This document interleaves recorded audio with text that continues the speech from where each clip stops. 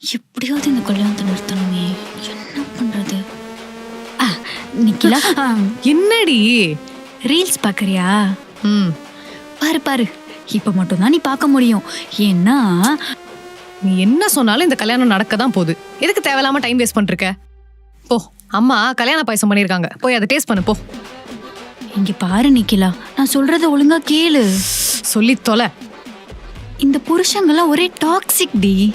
ஆ நீ நினைச்ச மாதிரிலாம் உன் வாழ்க்கையை நீ வாழவே முடியாது. இப்போ நீ ரீல்ஸ் பார்த்து சிரிச்சிட்டு இருந்தல்ல, அப்படிலாம் நீ ரீல்ஸ் பார்த்து கல்யாணத்துக்கு அப்புறம் சிரிச்சான்னு வச்சுக்கோ, உன் புருஷன் இருக்கான்ல, அவன் உன்னை சந்தேகப்படுவான். ஐயோ, சந்தேகப்பட்டு உன் போனெல்லாம் வேற செக் பண்ணுவான். அது மட்டும் இல்லாம உன்னோட எல்லா அக்கௌண்ட்ஸையும் அவன் போன்ல லாகின் பண்ணி தர சொல்லி கேட்பான். இந்த மாதிரி சந்தேகப்படுறவனோட நீ வாழணுமா? இப்படி ஒரு வாழ்க்கை உனக்கு தேவையா நிக்கிலா? வேணால.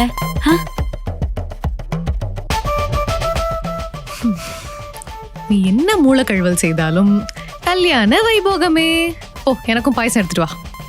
ரீல்ஸ் பார்க்கலாம், ரீல்ஸ். ஏய்,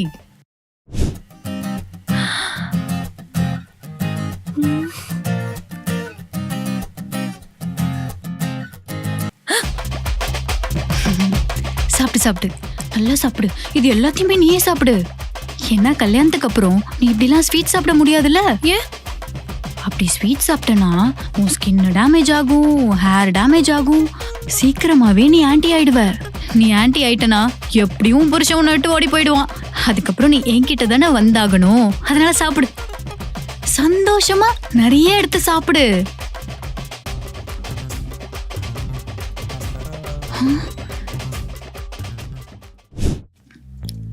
ஏய், எழுந்துரு. ஏய், அப்புறம் வாடி. எழுந்துரு. ஐயோ, என்னடி வேணும் உனக்கு? ஏண்டி அடிச்ச? என்ன பண்ணி வச்சிருக்க நீ? என்ன பண்ண நானு? என்னது இது? பியூட்டிஃபுல்ல. பியூட்டிஃபுல்லா? நீ கல்யாணம் பண்ணில எந்த கருமத்தை வேணாலும் பண்ணு. இந்த மாதிரி ஸ்டோரியில லவ் சாங் போட்டு எனக்கு கேட்டு போய்த்தாத, புரியுதா? ஏண்டி, இதுல என்ன இருக்கு? உனக்கும் பிடிச்ச பாட்டு தானே இது.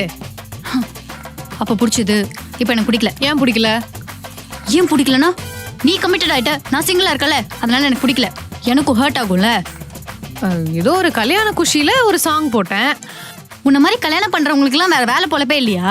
எனக்கு கல்யாணம்னு ஸ்டோரி போடுறதுதான் வேலையா வச்சிருப்பீங்களா? எங்களை மாதிரி சிங்கிளா இருக்கிறவங்களுக்கு அது எவ்வளவு ஹர்ட் ஆகும் தெரியுமா?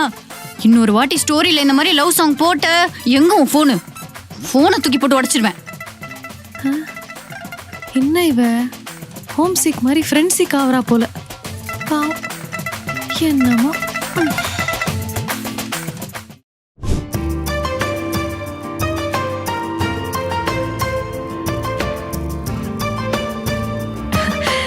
சாப்பிட்டீங்களா? சாப்பிட்டேன். நீங்க சாப்பிட்டீங்களா? சாப்பிட்டேங்க. அடிச்சி வாய் மூடு. சும்மா சாப்பிட்டியா தூங்குனியான்னு? இங்க பாருங்க, என் ஃப்ரெண்டை கல்யாணம் பண்ணிக்கணும்னா சில கண்டிஷன்ஸ்லாம் இருக்கு. அந்த கண்டிஷனுக்குலாம் ஓகேனா தான் இந்த கல்யாணமே நடக்கும், இல்லைன்னா நடக்காது. சாரிங்க, அவ அப்படிதான் ஜாலி டைப்பு, சும்மா ஏதாவது பேசிட்டே இருப்பா. பரவாயில்லைங்க. ஏய் வாய் மூடு. இந்த கண்டிஷன்ஸ்க்குலாம் ஓகேனா தான் நீ வாய் திறந்து பேசணும், இல்லைன்னா நடக்கிறதே வேற. எதுக்குடி இப்ப கண்டிஷன்ஸ்லாம்? பரவாயில்லைங்க, இருக்கட்டும். அவங்க என்னதான் கண்டிஷன் சொல்றாங்கன்னு கேட்போம். நீங்க சொல்லுங்க.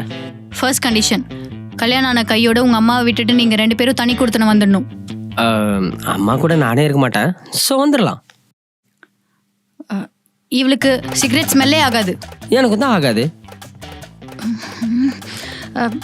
ஃப்ரெண்ட்ஸ் கூடலாம் சும்மா சும்மா அவுட்டிங்லாம் போக விட மாட்டா. எனக்கும் பெருசா ஃப்ரெண்ட்ஸ் சர்க்கிள்லாம் இல்லைங்க, ஸோ மீட்டப்லாம் இருக்காது. வேணும்னா அவங்களுக்காக அதையும் கம்மி பண்ணிக்கிறேன். கிரிக்கெட்லாம் பார்க்கவே மாட்டா. கிரிக்கெட்னா சுத்தமா பிடிக்காது இவளுக்கு. எனக்கும் கிரிக்கெட்னா சுத்தமாக பிடிக்காதுங்க. இன்ஃபேக்ட் அதை பற்றி பெருசாக நாலேஜ்லாம் இல்லை. வேணா கல்யாணத்துக்கு அப்புறம் அவங்களுக்கு என்ன கேம் பிடிக்கும்னு தெரிஞ்சுக்கிட்டு அதை கற்றுக்கிட்டு அவங்களோட அப்படியே விளையாடுவேன். இவ சரக்குலாம் அடிப்பா, பப்பெல்லாம் போவா. பரவாயில்லைங்க, எனக்கும் பெருசாக பழக்கம்லாம் இல்லை. இருந்தாலும் அவங்களுக்காக பழகிறேங்க. அதுக்கப்புறமா நாங்கள் 2 பேரும் சேர்ந்து பப்புக்கெல்லாம் போவோம்ல. அவ நீங்க நினைக்கிற மாதிரிலாம் கிடையாது. ஃப்ரெண்ட்ஸ் கூடலாம் அவுட்டிங் போவா, மாடர்ன் ட்ரெஸ் மட்டும்தான் போடுவா. இப்போ நீங்க பார்த்துட்டு இருக்கீங்களே இதெல்லாம் வேஷம், ஜஸ்ட் டிராமா. ராமாவா?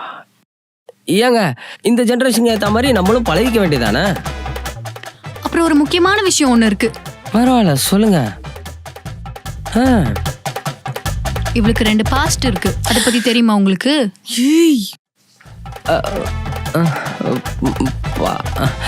பரவாயில்லைங்க, பாஸ்ட் தானுங்க, எனக்கு அதெல்லாம் பிரச்சனை இல்லைங்க.